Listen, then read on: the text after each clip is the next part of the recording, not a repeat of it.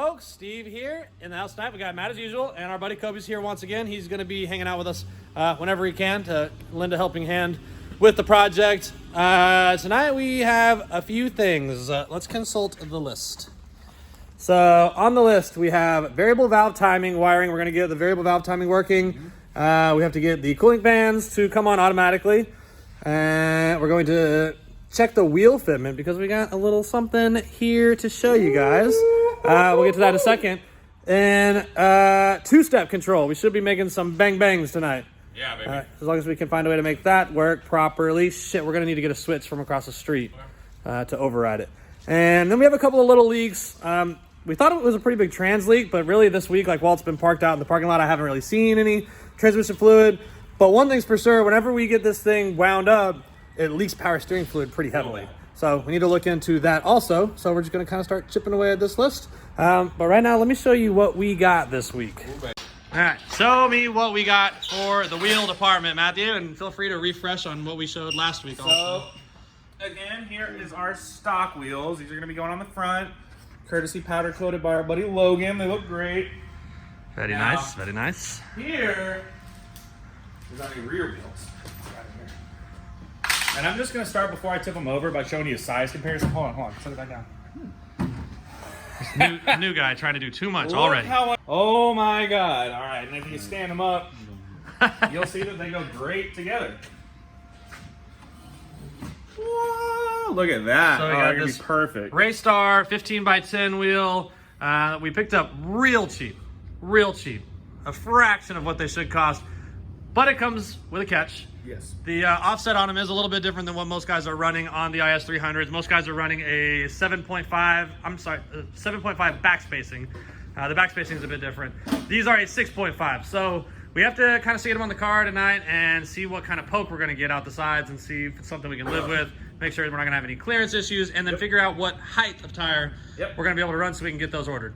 We already have one wheel in the front. We got to get just a normal street tire for the other front wheel, and then the two drag radials we will be going with most likely an ET Street. That's the common choice for most people. Standard for the whoa, easy.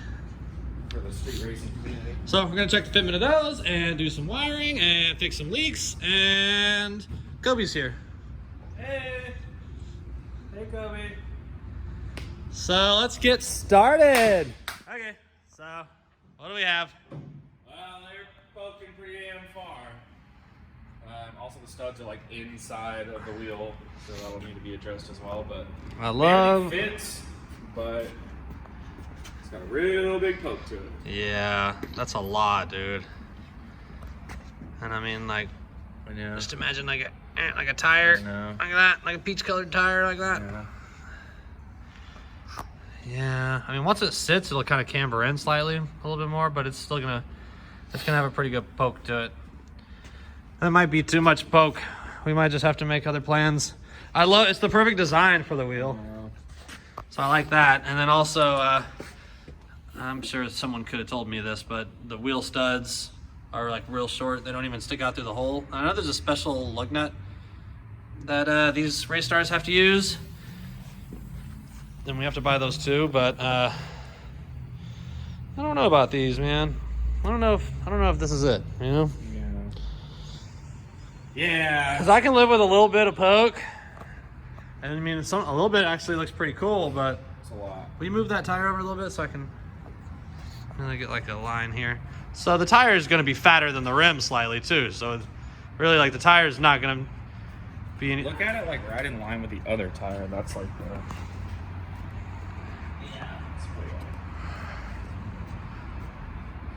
Yeah, that might be just a little too much.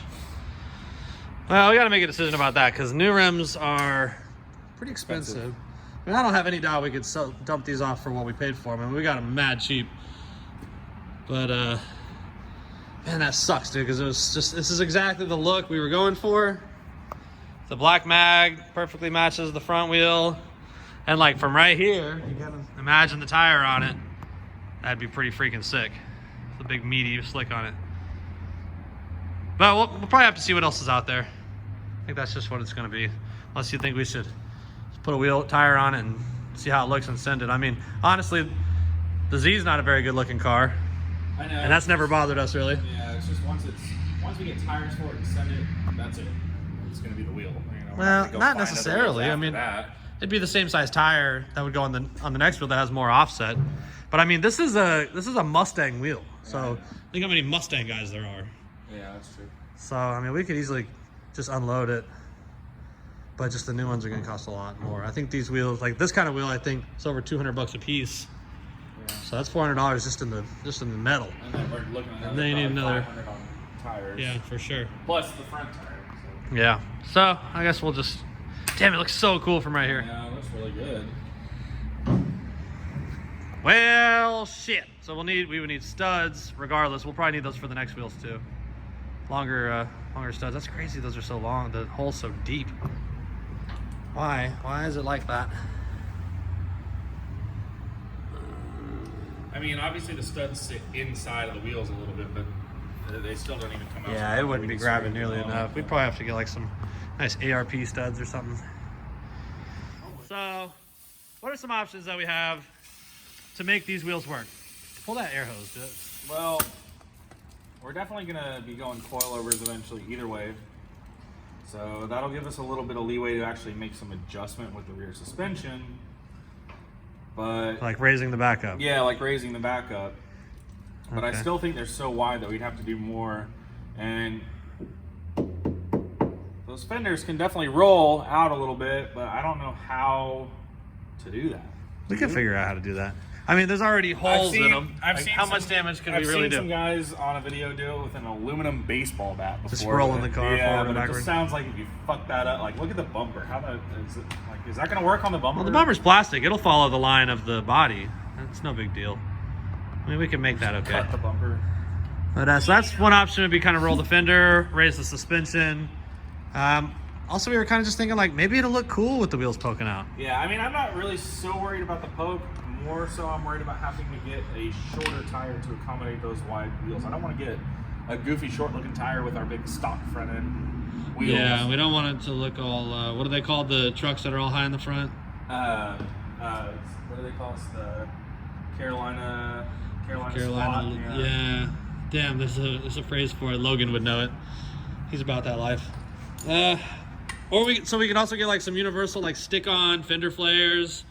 Might make it look a little better. I don't want to go all rocket bunny with it or anything, but really my main concern is clearance. I'm not so worried about the look of them poking. That's kind of where I'm at, dude. Like, we don't make show cars, we make fast cars, and we got those race wheels for less than the price of a single new race wheel. Yeah, so you can't complain about that. I mean, that's hard to walk away from when we love shit cheap. That's kind of our thing. Fast. So and these are definitely going to give us enough meat on the tire that we're never going to have to worry about hooking. Yeah, so. We won't ever have to upgrade our rubber situation again. But what we're going to try now. I think it makes sense to try it. Yeah, I agree. I think what we're going to do now is just put the stock wheel back on and lower it down. The stock wheel is 25 inches tall. So we need to just see how much squat is okay before it starts to touch the fender, because we know the next wheel is going to be directly under this, the edge of this fender here. So we figure we can hang 400 pounds a man on the back of it, see how much it squats, and then decide from there if we actually need to lift the suspension up.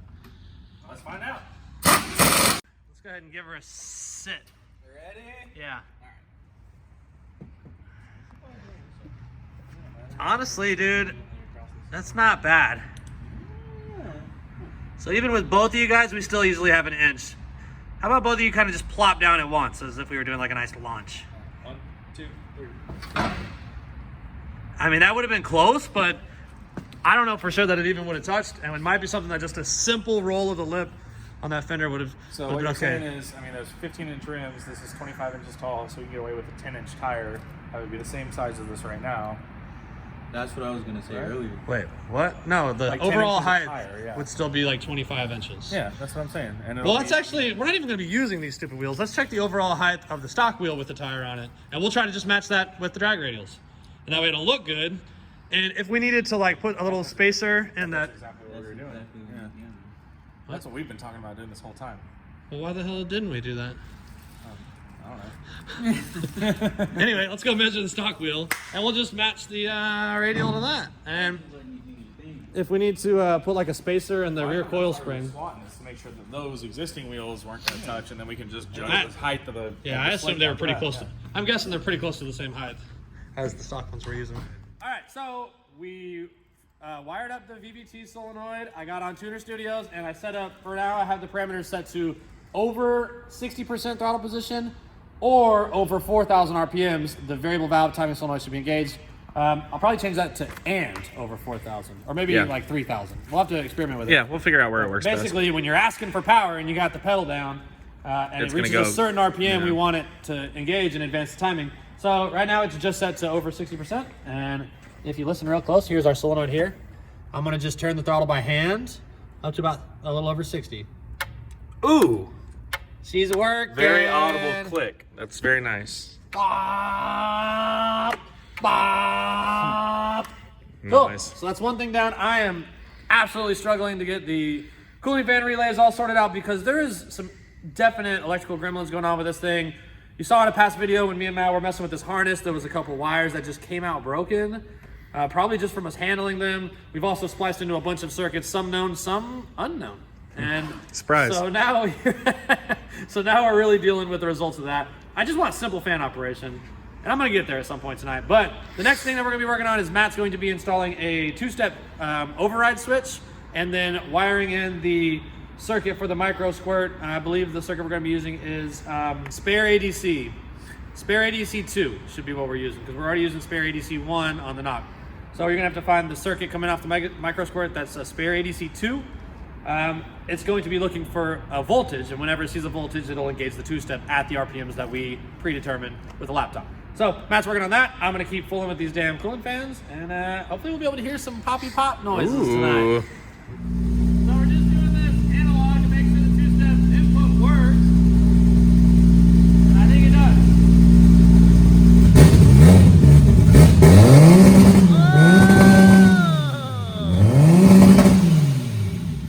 Dang!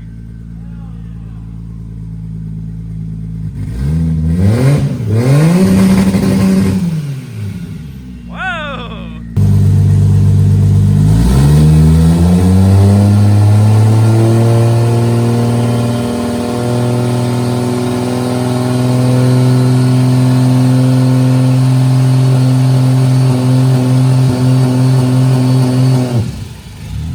Not quite.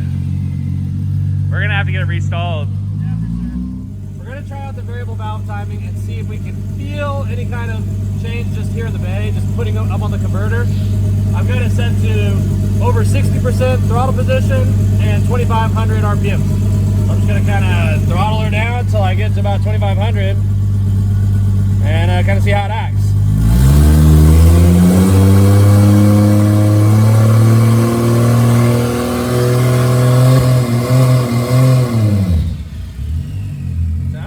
It felt like it kind of kicked up a notch whenever it hit 2,500 now. I got it.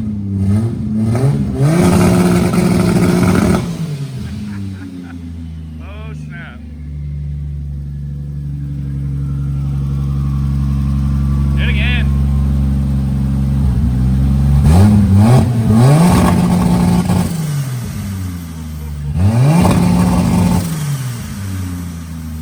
Sweet turbo noises. All right, so that's going to wrap up another night of working on the Lexus here at the shop. We did manage to get through everything on our list. Most things got sorted completely. A couple of things we're just keeping an eye on. So tonight we got the two-step to work. It is working. We have we got the variable valve timing to work. It is also working, and that's something that's going to need a little bit of experimentation to figure out at what RPM. Best, yeah. The control of it is simple on and off. I don't have any duty cycle control or anything like that. So we're probably just gonna go pretty basic with it. Maybe get it turned on around like 3,500, 4,000 RPMs, and then just leave it on beyond that. And then also have like it'd go off of throttle position over like 60 or 80%. So a little like part throttle acceleration on the highway. It'll give us a little extra pep, but also having the pedal mashed. I'm not sure on OE applications or the stock ECM. I don't know if it stays fully engaged at higher RPMs. I can't really find any good info about what RPMs it's going to provide the most assistance. Definitely anyone who has any info about that, let me know. Because if it's hurting us on the top end, like I don't want to sacrifice top end to just pick up a little mid-range. When we're drag racing, we're not really using many of the mid-range anyway. But another thing, we got the cooling fans working. You might remember our test drive a week or two ago. The engine was getting pretty hot, and we found an issue there where we had to run power to the fan relays, but there's a fan temperature switch located in the radiator that grounds out the relays, kicks the fans on at about 200 degrees, and it's working great. And we know that Because we saw it work. because, yeah, we just had the engine just idling while we were looking for leaks. We're trying to figure out the source of a transmission leak. Everything right now looks okay, but we did find a pretty big leak. Substantial power steering leak that's actually coming right out of the seam on the pump. When it's at lock, it's just shooting out. It's definitely geysering for sure. I mean, I thought about just doing it again for the camera, but it made such a mess. So fast, like dude. It's instantly. crazy, yeah. So we just opted not to do that for your cinematic enjoyment. But yeah, we sorted out a lot of Shit's issues. wild, fam. We pretty much got everything working. Yeah. The trans brake still doesn't work. That's the only thing that really we haven't gotten to work because we don't have a bump box. So But everything else, I mean, next week we're going to be doing some stuff just to get it really like track ready. But as far as the basic setup and just running and driving, I mean, everything's feeling great. For the most part, I think we're set up and ready to hit the road once we get some good rubber on it. and the torque converter. And the torque converter restalled, exactly. So next week, in all likelihood, we'll be removing the transmission yet again to send the torque converter to PTC to have them try to get that stall speed a little higher. The two-step's not going to do us any good at 2,800 RPMs. Yeah, for it's sure. just There's no intensity. There's no late ignition that's going to spool up Things that aren't turbo. moving fast enough. It's basically, just not going to work. So we're going to have them spice that up a bit. I got to figure make out. it a little spicier. I got to figure out a wheel stud, lug nut combination to work with the back wheels, and we have to order some tires. But we got our work cut out for us. We have 5 weeks. It's January 23rd 6 tonight, and IFO is March 7th, and this car is going to be there competing for sure. So February's a short month. We got 5 weeks. 5 weeks. So we need to get that torque converter PTC as soon as possible. But that's going to do it for this week. Tune in next week, Yeah, and baby. we'll see where we're at and what we're doing. Thanks. Like and subscribe. We'll see you later.